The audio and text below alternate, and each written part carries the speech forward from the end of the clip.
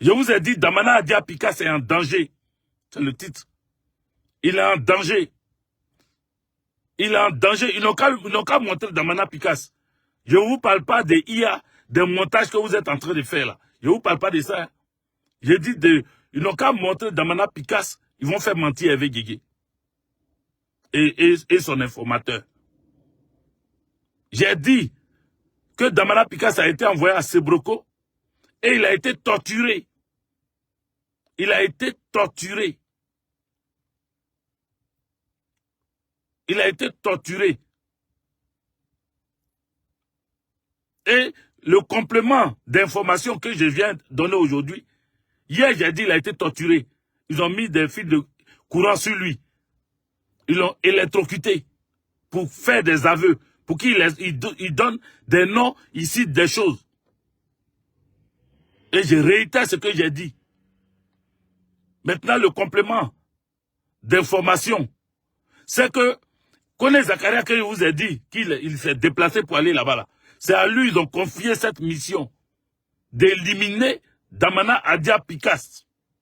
Je viens encore confirmer ça aujourd'hui encore. Kone Zakaria, maintenant, pour aller même dans les détails, parce que on va dire c'est un détail. C'est un détail, mais le détail là, pour que lui il sache que nous sommes informés à temps et en heure de ce qui se passe sur Damana Adia Pikas là. Ils ont mis, quand Kone Zakaria est arrivé là-bas, ils ont mis banderole sur les yeux de Damana Pikas et Kone Zakaria est venu le gifler.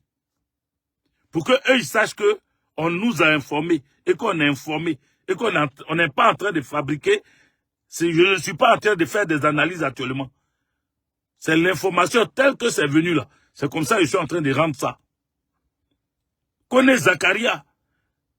Et voilà. Il y a eu l'autre complément d'information aujourd'hui même. Aujourd'hui même. Tous ceux qui sont autour d'Apalo, tous ceux qui sont autour de Ténébrahima là, si je suis en train de mentir, je sais que eux-mêmes leur cœur est en train de battre. Apalo est allé chez Ténébrahima aujourd'hui même. Voici une information encore. Il est allé pour le cas d'Amana Pikas là. Il était chez Ténébrahima aujourd'hui. Qu'est-ce qu'ils sont allés se dire? Eux, ils savent ce qu'ils sont allés se dire. Mais après leur discussion, sachez que Kone Zakaria là, comme j'ai dit, je reviens sur lui, il a giflé Damana Adia Pikas. Il lui a porté main. Vous comprenez? Et quand l'information a été donnée hier soir, quand j'ai donné ça dans la nuit là, vous savez ce qu'ils ont décidé de faire? Je vais dire, et puis eux encore, ils vont trembler. J'ai vu des camarades, j'ai vu des posts où on parle de, il est à la DST, on dit comment il s'appelle, le procureur, ou bien je ne sais pas qui les a informés, que Damana Adia Pikas se retrouve à la DST. Mais ce qu'ils ont décidé de faire, c'est d'enlever Damana Pikas à Sebroko, pour l'amener à l'école de gendarmerie. Je répète. Ils ont décidé d'enlever Damana Adia Pikas à Sebroko pour l'amener à l'école de gendarmerie. Il ne sera pas au mess de l'école de gendarmerie, comme ils ont mis Simone et Yves au mess de l'école de gendarmerie. C'est pas là-bas il sera. Il sera dans un sous-sol. Est-ce que vous comprenez? Un sous-sol, le deuxième sous-sol aménagé vers la piscine dans l'école de gendarmerie. Ils ont aménagé un deuxième sous-sol. Un sous-sol, ils ont aménagé ça. Ils ont aménagé ça comme à Sobroko. Ils ont aménagé avec le même matériel pour électrocuter et torturer les gens là. Le même matériel de torture là. Ils ont amené ça là-bas. Il y a une chaise. Tu ne te couches pas à terre pour dire tu vas dormir à terre. Tu ne t'assois pas pour dire tu es assis sur une chaise. T'as dit tu ne dors pas. Damana Pikas, depuis hier, Kone Zakaria a donné instruction de ne pas lui donner à manger. Donc il n'a pas mangé depuis hier. Écoutez bien mes informations. Hein. On m'a donné ça, les détails là. Pour qu'ils disent ça, pour qu'eux, ils sachent que ça sort de chez eux là-bas. Ça ne sort pas d'ailleurs. Comme ça va les rendre fous. Parce qu'on dit aujourd'hui là, depuis le matin, quand ils ont vu ma vidéo, ils ont commencé à se poser des questions. Qui est l'intrus? Qui est l'infiltré parmi eux qui a donné l'information que Damana Pika se trouvait à Sobroko et que Kone Zakaria s'est déplacé pour aller là-bas? Qui a donné l'information? Ils sont en train de fouiller les gens là-bas, entre eux, pour savoir qui a fait fuiter la présence de Damana Pikas à Sobroko. Vous comprenez? Donc, ils ont décidé de le déplacer. Il n'a pas mangé depuis hier jusqu'à aujourd'hui. Il n'a pas encore mangé. Sous instruction de Kone Zakaria. Sous instruction de Kone Zakaria. Il y a quelques petits gendarmes qui me disent que on ne peut pas l'amener à l'école de gendarmerie parce que l'école de gendarmerie, là, si on l'amène là-bas, en fait, c'est pas là-bas on amène les gens, il sera trop à l'aise. Mais c'est que les petits gendarmes, là, comme je les appelle, ce qu'ils me disent là, parce que c'est avec moi ils ont parlé, ce qu'ils m'ont dit là, moi je leur ai dit, vous êtes dans l'école de gendarmerie, là, mais vous ne savez pas ce qui se passe. L'école de gendarmerie, au sous-sol de l'école de gendarmerie, c'est devenu un mouroir. C'est devenu un mouroir. Là-bas où ils ont amené Alino Faso, c'est le même endroit où ils vont amener Damana Pikas. Et le transfert va se faire ce soir, aujourd'hui. Cette nuit-là, aujourd'hui là, ça va se faire. Ils vont le déplacer pour l'amener là-bas, où ils ont amené Alino Faso, pour le torturer encore. Et faire croire qu'il a eu une crise cardiaque. Je vous ai dit ça hier. Là, ce qu'ils veulent coller sur ce qui va arriver à Damana Pikas, c'est dit que il a eu une crise cardiaque. Parce qu'il ne peut pas dire qu'il s'est suicidé. Il ne peut pas dire qu'il s'est suicidé. Donc, ce qu'ils vont donner comme information, c'est qu'il a eu une crise cardiaque. Mais c'est au même endroit où ils ont amené Ali. C'est pour ça qu'ils sont en train de parler, essayer de distraire les gens, oui, DST, machin. Et ce que nous sommes en train de faire là, c'est pour les amener à ne pas agir. Donc s'ils n'agissent pas, ne dites pas oui, il avait dit que ceci allait se passer, et puis ça ne s'est pas passé, donc il a menti. Ça va les amener à ne pas agir, parce qu'ils vont se dire que nous sommes informés, que nous avons l'information. C'est pour ça. Et je ne suis pas en train de vous raconter ma vie. Je suis en train de vous donner l'information telle que je l'ai reçue. Il faut partager la vidéo, cher ami. Partagez la vidéo. Ce qui est en train de se passer, oui, l'autre Asie n'est pas en train de dire peu. C'est grave ce qui est en train de se passer. Odi Kwasi. Ce qui est en train de se passer en Côte d'Ivoire, c'est très, très, très grave. Le mensonge a atteint un certain niveau, c'est-à-dire la manipulation accompagnée de leur procureur de la République, là. Ils ont décidé de faire des choses. Vous comprenez? Mais comme la première fois, Damana Abdia Pikas, parce que ce qui leur fait mal, c'est que Damana Abdia Pikas a froissé leurs documents, leurs documents la dernière fois. Et eux, là, ils n'ont pas oublié ça. Ils n'ont pas oublié ça. Ils n'ont pas oublié ça, donc ils veulent faire payer ça à Damana Pikas. Et c'est Tene Brahima qui est derrière ça. C'est Tene Brahima qui est derrière ça. Vous comprenez? Donc, ce que vous devez savoir, c'est qu'ils vont essayer de l'envoyer, l'emmener là-bas à l'école de gendarmerie. Voilà l'information. Et c'est là-bas, là. Comme ce qui s'est passé avec Alino Faso, ils veulent faire la même chose. Et tous ceux qui sont dans cette torture, tous ceux qui torturent les gens, tous ceux qui vont torturer Damana Abdia Pikas là, les élèves, il y a des gendarmes, ce n'est pas des élèves gendarmes. Hein. Il y a des gendarmes qui sont, comment on appelle, commandés par Konesuna. Konesuna là. de l'école, comment on appelle, Konesuna, vous le connaissez. Vous avez déjà entendu son nom dans la bouche de Johnny Pacheco. Le Konesuna là, qui est, c'est-à-dire, c'est lui, Konesuna, devant les anciens et autres là. C'est Konesuna qui est prédit pour remplacer en 2026 Apalo Alexandre Touré. C'est lui, il veut le mettre comme commandant supérieur de la gendarmerie à la place d'Apalo. Parce que lui, Konesuna là, il est plus dangereux qu'Apalo Alexandre Touré. Il est plus dangereux que Apalo Alexandre Touré. Les petits qui sont à la caserne BS de Yopougon, c'est eux qui l'utilisent. Eux, ils dorment pas en ville. Hein. Ils dorment pas dans les... Et c'est ce qui doit se passer. Mais ça, là, je vais venir. Ça, ça serait pas des informations, ça serait des analyses. Mais j'ai dit déjà que ceux qui agissent, qui effacent les gens, qui font disparaître les gens, hein, ils dorment pas dans la ville. Ils ne dorment pas dans la ville, eux tous. Il y a beaucoup, la majorité sont dans les casernes. Ils ne dorment pas ailleurs. Parce qu'ils ont peur de dormir dehors. Donc, ils dorment dans les casernes. Anake, big up à toi. Donc, voilà ce qui va se passer. Voilà ce qui va se passer.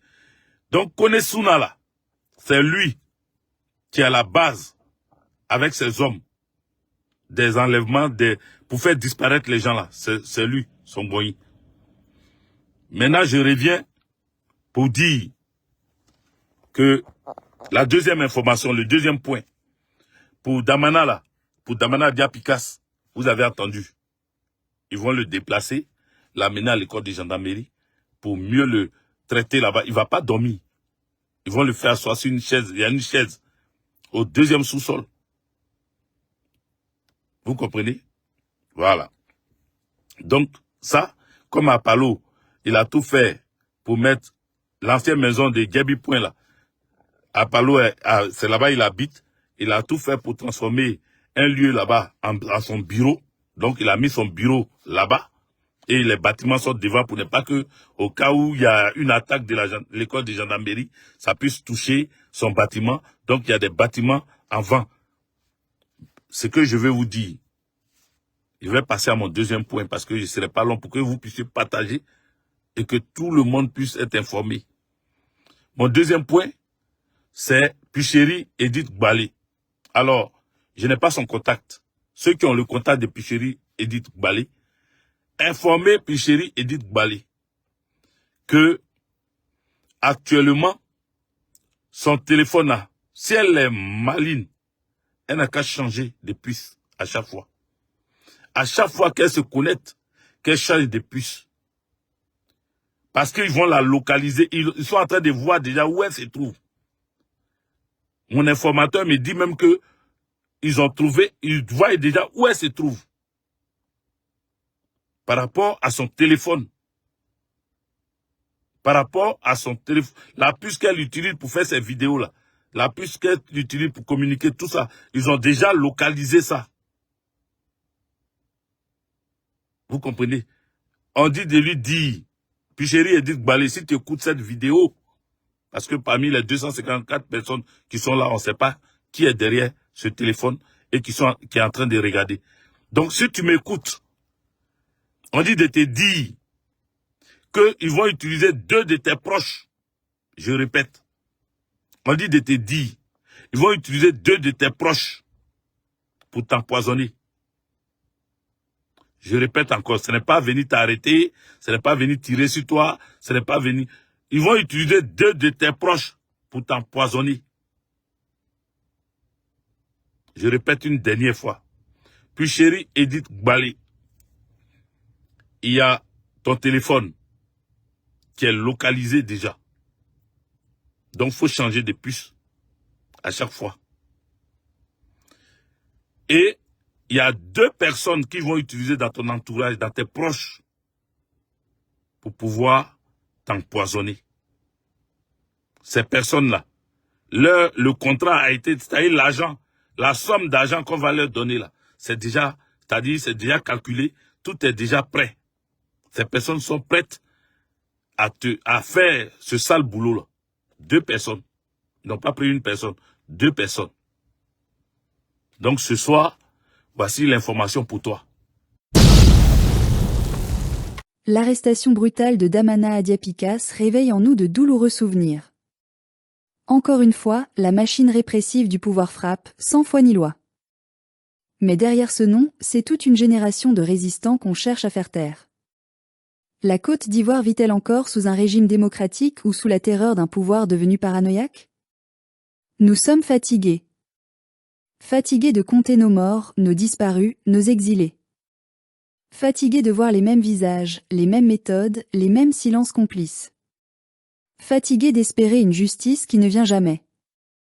L'arrestation de Damana Adiapikas n'est pas un simple fait divers politique, elle est le symbole d'un système qui ne supporte ni la critique, ni la vérité, ni la mémoire.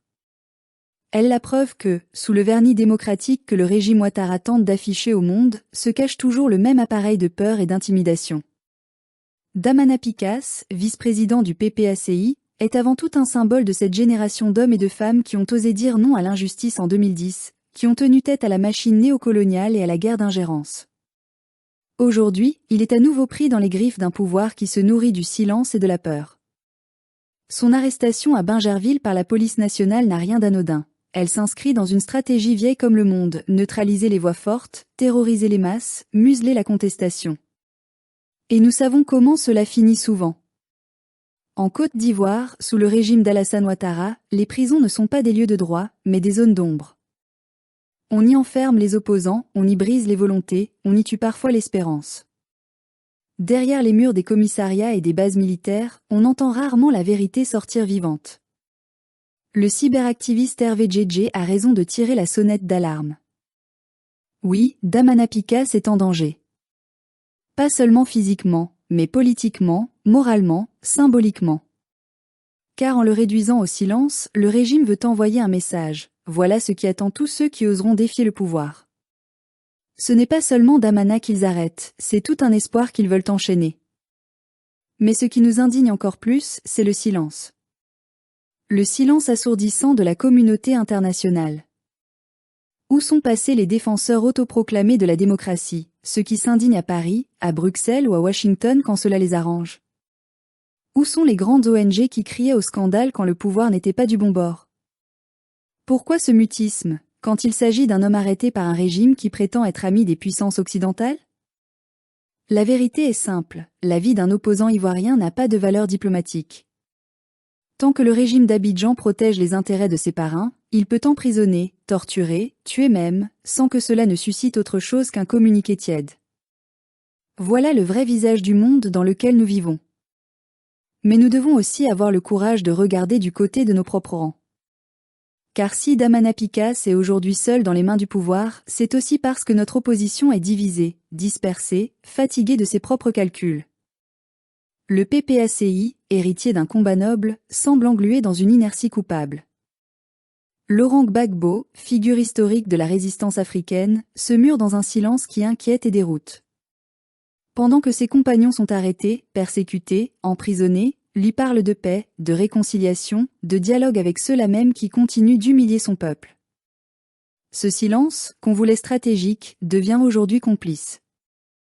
Et nous, militants, sympathisants, patriotes, avons le droit non, le devoir de poser la question. Que fait le PPACI pendant que ses enfants tombent? Où est la voix du parti du peuple quand le peuple saigne encore? Oui, nous comprenons le désir de paix. Oui, nous savons que la guerre n'a jamais apporté de bonheur durable. Mais la paix ne peut pas être un prétexte pour se taire face à la tyrannie. La paix ne se négocie pas à genoux, elle se conquiert debout, dans la dignité. Et ce n'est pas en participant à des élections truquées ou en serrant la main de ses bourreaux qu'on honore la mémoire de nos martyrs. Quant aux figures de l'opposition dite modérée, leur silence face à cette arrestation en dit long sur leurs priorités. Où sont les voix de Tidjane Thiam, de Pulchéri Ballé, de Charles Blé Goudé? Où est l'unité face à l'injustice? Où est ce front commun que tous appelaient de leur vœu? Chacun calcule, chacun négocie, chacun protège ses intérêts. Et pendant ce temps, les vrais résistants tombent un à un. La Côte d'Ivoire d'Alassane Ouattara est une prison à ciel ouvert. On y parle de démocratie, mais on y emprisonne les consciences. On y parle de réconciliation, mais on y nourrit la vengeance. On y parle d'unité nationale, mais on y cultive la peur et la méfiance. Et pourtant, malgré tout, quelque chose subsiste. Une force silencieuse, une espérance têtue, un souffle que même la répression ne peut éteindre. Car chaque fois qu'ils arrêtent un homme, 10 autres se lèvent. Chaque fois qu'ils enferment un militant, un peuple entier s'éveille. Nous devons faire de cette arrestation un symbole. Pas un symbole de peur, mais un symbole de conscience.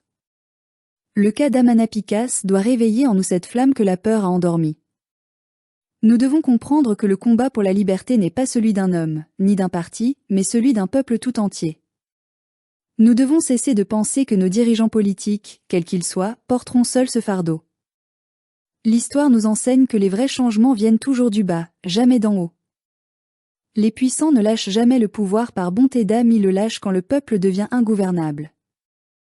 Alors oui, Damana Pikas est peut-être en danger. Mais son combat ne doit pas mourir en prison. Il doit vivre dans nos paroles, dans nos actes, dans notre refus de la résignation. Et s'il devait lui arriver quelque chose, que Dieu nous en garde, alors son nom rejoindrait la longue liste de ceux qui ont payé le prix de la vérité. Bogadoudou, Tagro Désiré, Mama Fofana, et tant d'autres dont les tombes anonymes portent la mémoire de notre dignité. Nous devons refuser la peur. Refuser l'oubli. Refuser la normalisation de l'injustice. Car le jour où nous cesserons de nous indigner, ce jour-là, nous aurons définitivement perdu. Mais ce jour n'est pas encore venu. Tant qu'il restera un seul Ivoirien capable de dire non, tant qu'il restera une seule voix pour réclamer justice, tant qu'il restera une seule main levée pour dénoncer le mensonge, la flamme ne s'éteindra pas. Et cette flamme, même vacillante, finira par brûler les chaînes. Elle finira par purifier cette terre de toutes ses trahisons. Elle finira par rendre au peuple ce qui lui appartient, sa liberté, sa dignité, sa souveraineté.